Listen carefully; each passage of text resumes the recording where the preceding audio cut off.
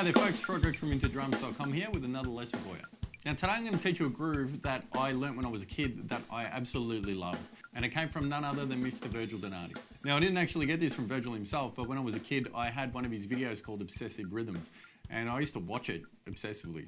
Now even though most of the content in that video at that young age was kind of above my head, there was a few little nuggets that I grabbed onto that I actually really loved. And one of them is one of the things I'm going to teach you today. Now the thing that drew me to this pattern was not only the fact that it sounded amazing and that Virgil's a freak. I mean, let's face it, he's not from this planet. But essentially was the fact that it was such a simple pattern when you break it down. Now the whole pattern is based off a triplet between the hands, and we're going to play an accent on our right hand and we're going to play two ghost notes on our left. So it's going to be right, left, left.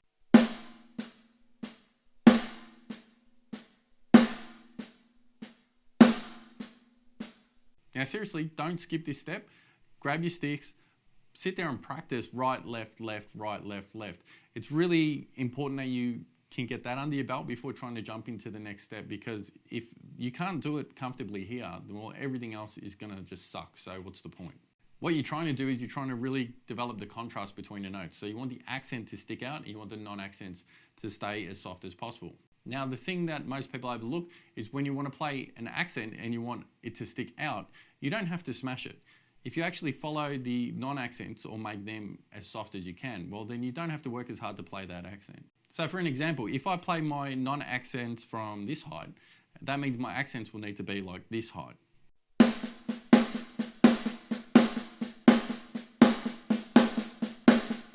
So in order to get a contrast between the notes, I have to really smash out that accent. But if I bring the non-accent down as soft as I can, then the accent doesn't actually have to be that hard at all to stick out.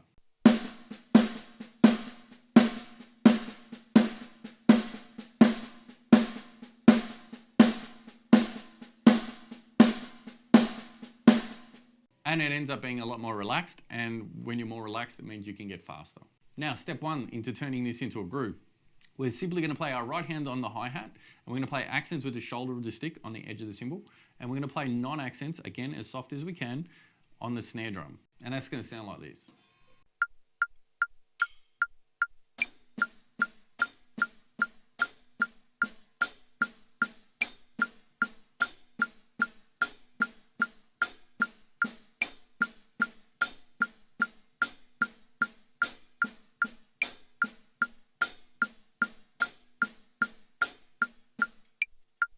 So now to add the snare accent. So instead of playing the 3 on the hi-hat with our right hand, we're going to bring it down to the snare and we're going to play a rim shot with that note. And that'll sound like this.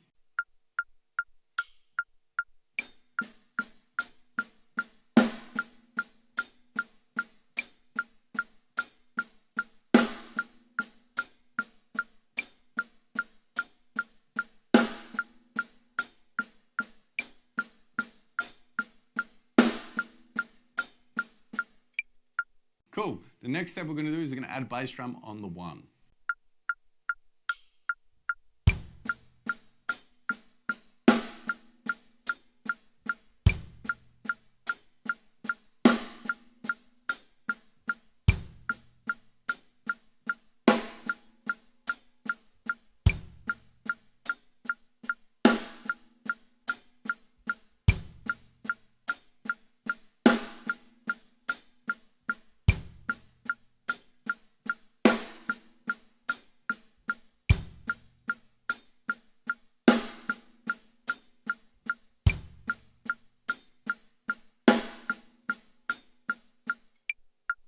If we actually speed that up, that's going to sound pretty cool just as it is. So let's do that now at 100 beats per minute.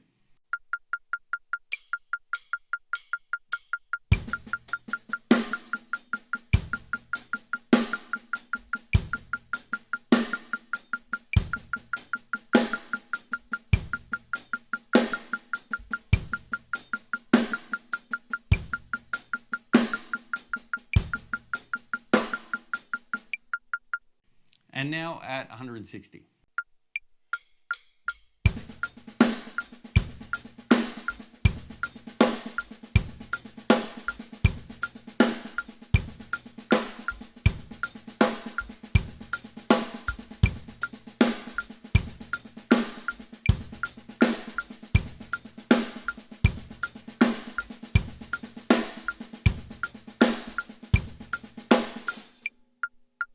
you could totally take that idea, add a few different bass drums, speed it up, and you've got a killer chop there that you can use.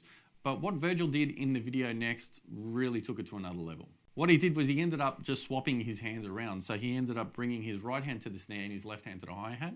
He did put a little bit of a step in there as well. And I'm going to take you through the sticking of that and everything right now. But not only did it sound really cool, but visually it looked freaking amazing. So if you were looking to impress someone with your playing, this was the go-to move.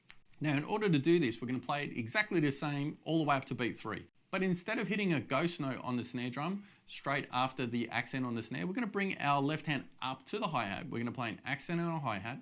Then we're going to be followed by 2 ghosted right hands on the snare.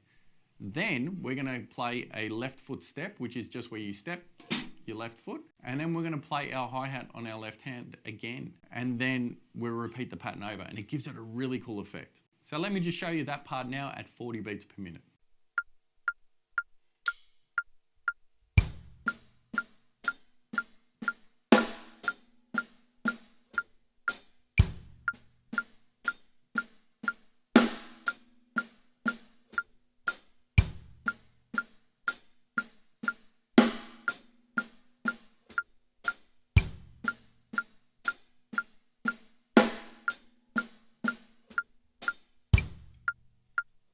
Now that tempo, it doesn't really sound like much, but once we start increasing the speed, it's really gonna take on a life of its own and you're gonna see what I mean. So let's now increase the speed to 80 beats per minute.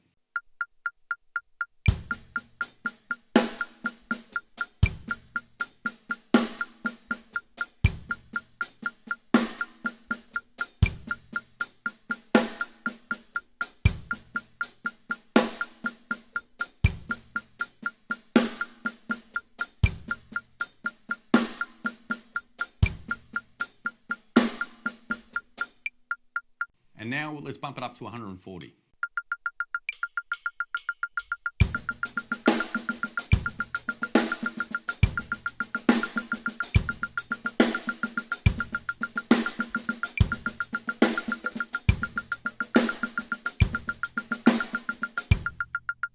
And lastly, 180. So now let's put those together. So we'll play one bar without the turnaround and then we'll play the second bar with it.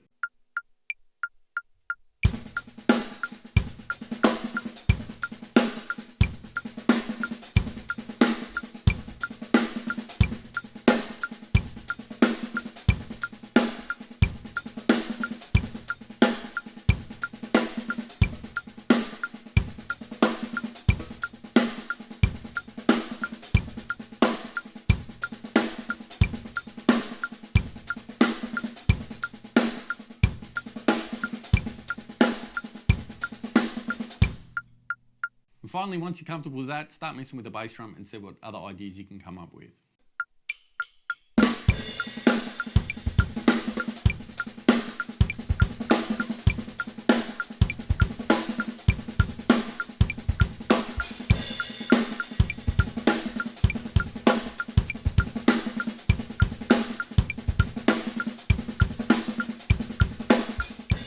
So thank you so much for checking out this video. If you wouldn't mind hitting that thumbs up if you liked this video, I'd really appreciate it.